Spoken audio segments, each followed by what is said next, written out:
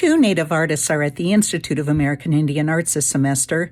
Avis, Charley, and Brian Johnson will be at the Research Center for Contemporary Native Arts. They're here on campus, working out of the Research Center, utilizing the archives, the library, our campus resources, and the resources that are here locally in Santa Fe and the surrounding area.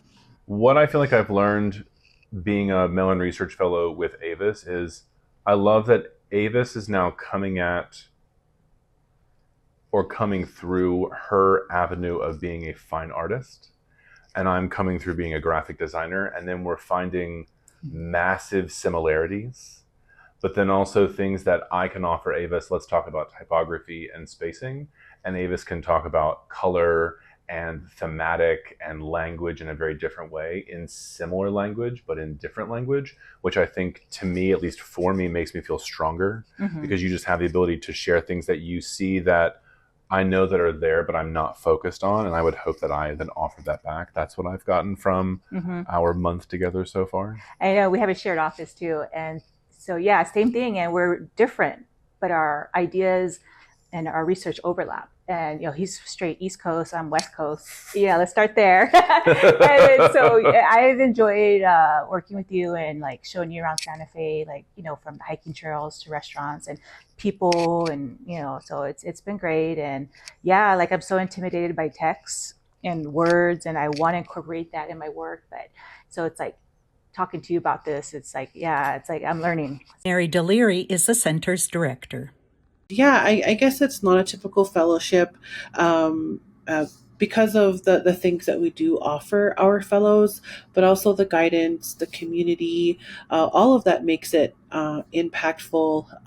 And I guess what I'm thinking of is that they're exploring, right? They're experimenting, they're researching, they're doing that here, and they're trying to figure it out. So do they come to hard conclusions? Maybe not. But what I see is them really taking chances, taking time to read, taking time to be out in the community, building good relationships. This is a core component of the fellowship, is building good relationships, and maintaining those.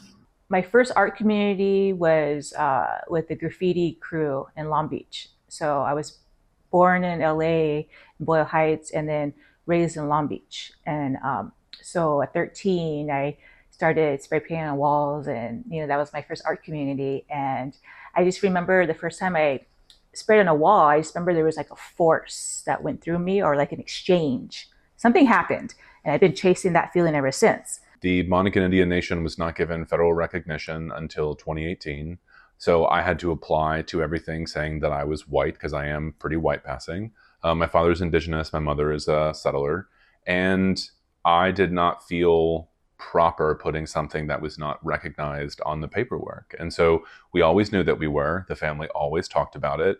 But you also have my father, who was very awkward about it, didn't want to talk about it, also grew up in the 40s, the 50s, and the 60s. My parents couldn't have gotten married if it wasn't for, Lovings v. Virginia. So the one drop rule was in massive effect, in the state. And so to grow up also having this, you have to act white, you have to act and be a certain way, it was always in the background. But then when I got to RISD, I was exposed to Bauhausian training and like Western styles of graphic design. But then the whole time I was there, I was like, something is missing. There's a level of spirit, or there's a level of soul that I'm not putting into this. And it didn't come from the understanding of the the environmental knowledge that I knew, and like thinking about TEK. And then the more I got into and just leaning into, I'm going to be vulnerable, I'm going to bring this to the forefront, I then started to realize that BIPOC individuals were also missing from the canon. We don't talk about graphic designers who are Indigenous, let alone Black or other people of color. And so then that's when I started to say, all right, this is going to be one of my bigger sort of like shifts in my entire career, to say I want to uplift those marginalized voices, because I've had such a privilege to have gone through that education, to also say, I come with backing already. Now let me sort of help everyone else that doesn't have the same sort of chance and luck that I had. Coming to the research center, getting this, Mellon Research Fellowship, it's kind of allowing me to explore a new medium. which is the archives. And I've always, research. I didn't know what I was doing was research as an artist. Like I love looking at historical beadwork. I love, holding it if I can and smelling it and turning it around. And, whether that's like, Santee Dakota beaded vests with the florals and, or, Navajo rugs, first face, second face, chief blankets. I love that experience. And so archives, I'm like, I think the word has to be demystified because it's like you think, I don't know, dusty papers and like a dark room and but no, it's more than that. I realized that's working, at the RCCNA. It's like no, there's a spirit in there. Like they're it's like a living, breathing thing. And so yes, I came into this research fellowship with, my projects in mind, but it's kind of like I kind of surrendered. I'm like, the archives are going to tell me what to do. And what that looks like, I don't know, but I'm just, looking and, I'm just getting lost at all these different avenues. Like I'll see this, I'll make a connection to that, and I'll go read that. And so, yeah, it just allows me to read people's personal thoughts, their little handwritten notes. And yeah, so it's exciting. For ICT, I'm Shirley Sneve.